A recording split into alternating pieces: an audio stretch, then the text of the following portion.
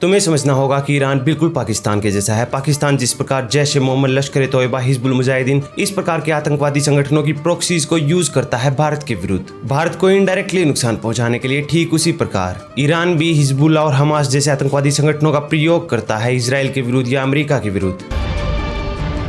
Israel इन Hamas और Hezbollah जैसे आतंकवादी संगठनों को तो पेलता ही है, लेकिन रेगुलर इंटरवल्स पे ईरान की भी ठुकाई करता है। ये इजराइल इसलिए करता है क्योंकि वो नहीं चाहता कि ईरान शक्तिशाली बन जाए, क्योंकि ईरान शक्तिशाली होगा तो हमास, हिजबुल्लाह जैसे आतंकवादी संगठन और अधिक शक्तिशाली हो जाएंगे। तो जब जब इजराइल को लगता है कि ईरान का न्यूक्लियर प्रोग्राम बहुत अधिक आगे बढ़ रहा है, उसी समय इजराइल ईरान पे अटैक करने लगता है, उनके साइंटिस्ट को, उनके न्यूक्लियर प्रोग्राम को टारगेट बनाने लगता है। यहाँ पे इजराइल का एक सिंपल गोल है कि ईरान को एक न्यूक्लियर नेशन नहीं बनने देना है, उनके पास न्यूक्लियर पावर नहीं होनी चाहिए, न्यूक्लियर वेपन नहीं होने चाहिए। और भला ईरान ये सब कुछ करता भी क्यों है, हमास और हिजबुल्लाह को बैक क्यों करता है या फिर न्यूक्लियर वेपन क्यों डेवलप करना चाहता है? क्योंकि ईरान अपने आप को मिडिल ईस्ट के भीतर उम्मा के लीडर के रूप में देखता है, सऊदी अरेबिया भी देखता है, टर्की भी देखता है। ये वो सब देश है जो सारे मुस्लिम देशों के बाप बन जाना चाहते हैं और इस प्रकार के एक्शंस के साथ वो अपनी अथॉरिटी दिखा रहे हैं। पर ईरान अपनी स्वयं की लिमिटेशंस को भी जानता है, उन्हें अपनी आर्थिक स्थिति का पता है, उनके ऊपर कितने सैंक्शंस लगे हुए हैं। इस सब में वो कोई डायरेक्ट अटैक जीत सके इजराइल और अमेरिका के विरुद्ध उसकी कोई संभावना नहीं है, पर न्यूक्लियर वेपन सब कुछ बदल देते हैं। इसीलिए ईरान इतनी तेजी से अपने न्यूक्लियर वेपन डेवलप कर रहा है ताकि उन्हें थोड़ी सी एज मिल जाए इजराइल के ऊपर और अमेरिका के ऊपर। अमेरिका जब मिडिल ईस्ट के भीतर ऑपरेट कर रहा हो कम से कम उस समय पे।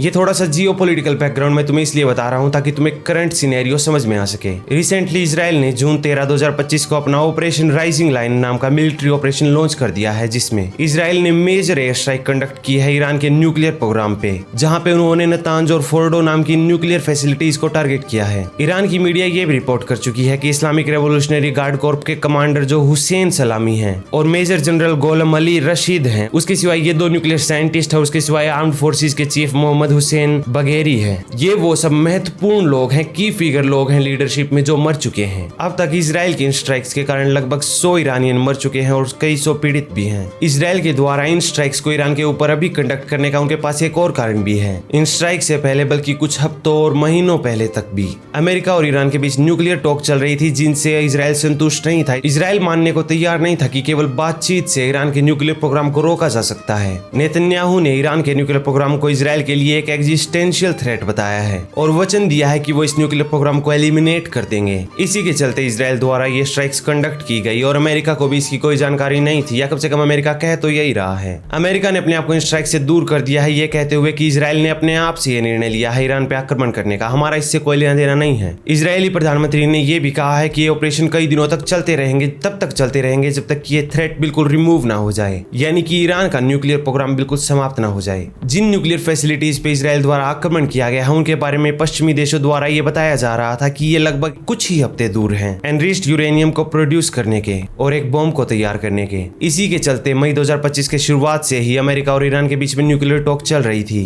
पर इन बातचीत का कोई निष्कर्ष नहीं निकला और ईरान ने बिल्कुल रिजेक्ट कर दिया था अमेरिका के ऑफर को, जहाँ पे अमेरिका ईरान के यूरेनियम एनरिचमेंट पे लिमिट लगाना चाहता था। रिसेंट अटैक के बाद ईरान ने भी वापस रिस्पॉन्स किया है और जून 13, 2025 को ही बल्कि ईरान ने लगभग 100 ड्रोन लॉन्च कर दिए थे इजराइल की ओर। इजराइल ने लगभग इन सभी ड्रोन्स को इंटरसेप्ट कर लिया है। उसके सिवाय इजराइल को भी कुछ मौतें देखनी पड़ी है अपने लोगों की, क्योंकि ईरान केवल ड्रोन्स तक नहीं रुका, उसके बाद उसने 100 से ऊपर बैलिस्टिक मिसाइल्स भी लॉन्च की, जहां पे इजराइल की इंपॉर्टेंट लोकेशन जैसे कि तेल अवीव या जेरूसलम पे आक्रमण किए गए। लॉन्ग रन में ईरान इजराइल को कोई भारी नुकसान नहीं पहुंचा सकता, ईरान के संसाधन लिमिटेड हैं। इसके विपरीत इजराइल को अमेरिका की बैकिंग मिली हुई है, तो इस समय इजराइल यदि चाहे और जैसा कि वो कह रहे हैं वो ईरान के न्यूक्लियर प्रोग्राम को इजीली क्रश कर देंगे। The regime doesn't know what hit them, they don't know what will hit them. मैं भारतीय लोगों के रिएक्शन देख रहा था सोशल मीडिया पर, मुझे एक चीज समझ में आई। इजराइल के एक्शन देख के हम इतना प्रभावित इसलिए होते हैं क्योंकि इजराइल अपने मिलिट्री ऑपरेशन में वो सब कुछ करता है जो इंडिया या तो कर नहीं सकता, या यदि करना भी चाहे तो भी उन्हें वर्ल्ड लीडर्स को सबसे पहले कन्वे करना पड़ता है, कन्विंस करना पड़ता है। उसके बाद हम एक छोटा सा मिलिट्री ऑपरेशन करते हैं पाकिस्तान जैसे देश में, जिसके बाद हमें दुनिया भर में अपने डेलीगेशंस भेजने पड़ते हैं लोगों को एक्सप्लेन करने के लिए, दुनिया भर के लीडर्स को मनाने के लिए कि हमारा नैरेटिव बिल्कुल ठीक है, हम जो कह रहे हैं हमारी सुन लो। इस सब के विपरीत इजराइल ये सब कुछ नहीं करता, पहले से ही लोगों को कन्वे या कन्विंस नहीं करता, वो अपने डेलीगेशंस दुनिया भर में नहीं भेजते, बल्कि वो सीधा कहते हैं कि हम ईरान को ठोकेंगे और उसके बाद वो ठोक रहे हैं। इजराइल अपने ऊपर आने वाले एग्जिस्टेंशियल थ्रेट को पहले से ही एलिमिनेट कर देना चाहता है, इसलिए वो ईरान के न्यूक्लियर प्रोग्राम को यहाँ पे डेवलप नहीं होने दे सकते, सीधा उन पे पहले अटैक कर रहे हैं। तो जहाँ इजराइल पहले ईरान पे अटैक कर देता है कि उन्हें नुकसान हो ही ना भविष्य में, इसके विपरीत भारत पाकिस्तान के भीतर न्यूक्लियर लॉन्च पैड्स को डेवलप होने देता है, पाकिस्तानी आतंकवादियों के टेरर कैंप्स को फलने फूलने देता है, इंटरनेशनल पीस के नाम पे।